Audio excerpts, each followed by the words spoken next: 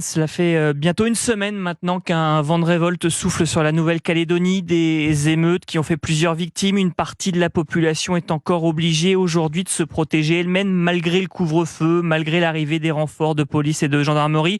Et plusieurs quartiers restent aux mains des émeutiers. Comment on sort désormais de cette situation, Marine Tondelier? Est-ce qu'il faut, comme le demandent plusieurs voix dans l'opposition, suspendre par exemple le projet de loi constitutionnelle sur le dégel du corps électoral?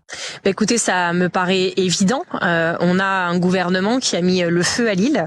Le feu à l'île en faisant l'inverse de ce qu'il fallait, c'est-à-dire que cette île qui est une colonie française, qui a été une colonie de peuplement, et donc où des Kanaks se sont fait tout d'un coup, on veut arriver plein de personnes. On leur demande maintenant de changer le corps électoral, ce qui évidemment a une incidence électorale, et ça ne pouvait pas se faire sans un consensus local.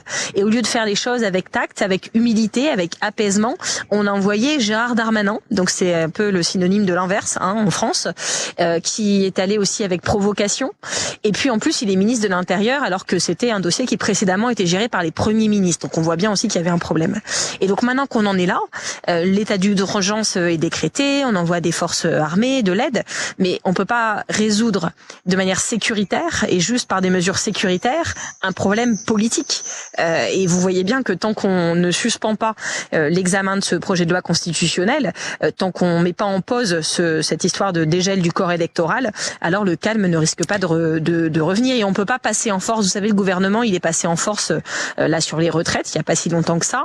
Ça a été très limite. On peut pas passer en force sur des dégels du corps électoral qui auront des incidences sur toutes les élections à venir sur cette île. Marine Tondelier, le souci, et c'est Sonia Backès qui était à votre place hier, la présidente de la province sud de Nouvelle-Calédonie, nous racontait le racisme dont étaient victimes certains habitants qui ne sont pas des Kanaks, cibles de certains faits de violence. L'ordre républicain, comment le maintient désormais? Est-ce qu'il est encore possible finalement de discuter ensemble entre toutes les parties?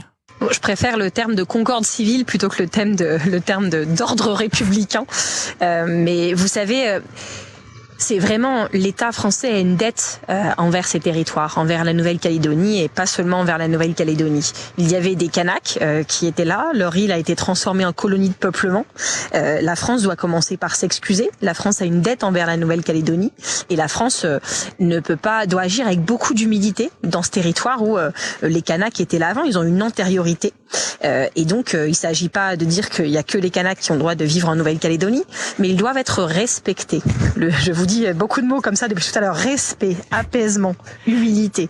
Et donc le racisme, il est à condamner d'où qu'il vienne, mais vous savez, il y a quand même des différences de niveau de vie, il y a des violences économiques aussi sur cette île, il y a des violences écologiques sur cette île, il y a beaucoup de sujets à traiter, et pour les traiter sereinement, on doit revenir au calme en Nouvelle-Calédonie et donc suspendre l'examen de ce projet de loi.